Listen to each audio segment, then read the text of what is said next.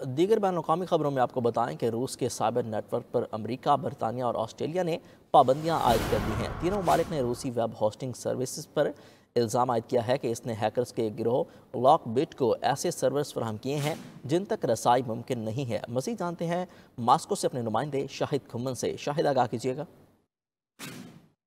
जी बिल्कुल, अमेरिका, बरतानिया और ऑस्ट्रेलिया ने रूस की वेब होस्टिंग फराहम करने वाली कंपनी ज़र्वर्स पर पाबंदियां आयद कर दी हैं। तीनों ममालिक ने रूसी वेब होस्टिंग कंपनी ज़र्वर्स पर इल्ज़ाम आयद किया है कि उसने हैकर्स के गिरोह लॉकबिट को ऐसे सर्वर्स फराहम किए हैं जो कानून के हाथों से बच सकते थे।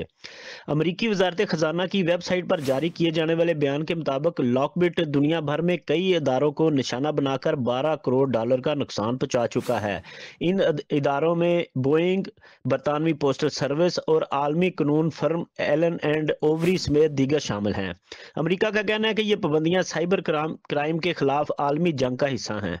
इसके अलावा अमेरिका, बरतानिया और ऑस्ट्रेलिया की हुकूमतों ने 2 रूसी शहरियों अलेक्जेंडर मिशीन और अलेक्जेंडर बोल्शाकोव के खिलाफ भी पाबंदियां आयद कर दी हैं। उनके बारे में कहा जाता है कि वो सर्वर्स के कलीदी ऑपरेटर्स हैं।